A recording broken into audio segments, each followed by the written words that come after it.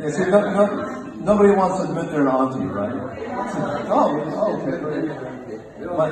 My grandmother is, like 90-something, and she looks like E.T. And she's like, I'm not auntie yet. And how many uncles we have? Uncles? Okay, yeah, that's good. Uncles usually uncles are usually don't admit they're uncles as well.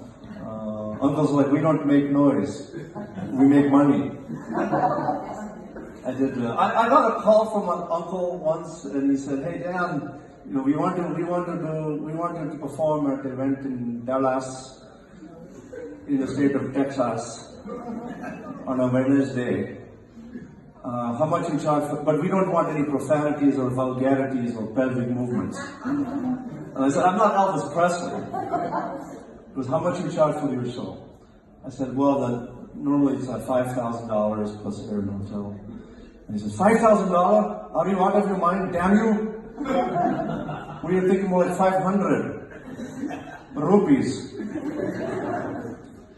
Pakistani rupees.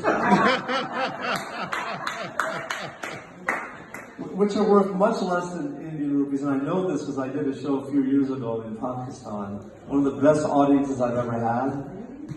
And I know nobody was drinking. So I know there's a laugh for Jen. Thank you. But it was wonderful. Pakistan. I was afraid to do shows. I was like, oh, it's so dangerous. He's like, it's very dangerous. Don't go there. And I said, have you been there? And they said, no. But there were some of the best shows I've ever done. And so I was. People always ask me, your dad is from India, your mom is from Japan, so that makes you half Asian, right? What continent do they think India is in? Antarctica? And people are like, your dad is from India, your mom is from Japan, where do they meet? Indiana, duh. They met in Bloomington, Indiana. They were both going to school, and my dad was studying nuclear physics, my mother was studying early childhood development. Obviously she must have failed with me. And this is hard to admit, but I was actually born 7 months after my parents were married. Yeah, it's a little uncomfortable to admit. It's true. And all these years my parents have been trying to tell me I was premature. When in fact I think it was my father that was premature. But then when you're Indian, of course, there's a pressure to get married. And my father's like, I think it's time for you to get married. I was 5. And I mean, my father's always like, I want you must marry girl from India. And I'm like, well, you didn't. Not only must she be from India, she must also be from Kerala. And she must be doctor. Why? Because that way he gets free medical care the rest of his life, right? I was like, I don't know. And then he tried to fix me up with one of his friend's daughters, an Indian Malayali doctor, and I go to meet her, and the door, it didn't start well. I said, the door opened, and I said, is your daughter here? And it was the daughter.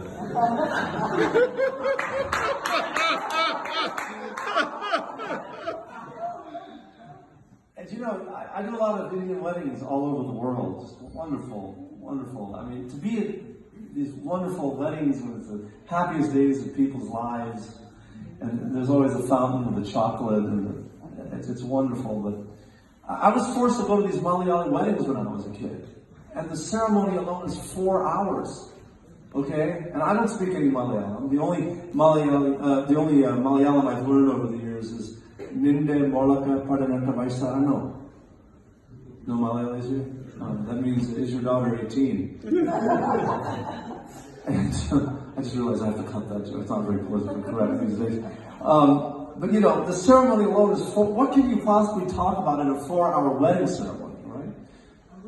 You will only squeeze the toothpaste from the bottom when you're married. You will put the toilet paper over, not under. There's some Indian weddings that last for a week.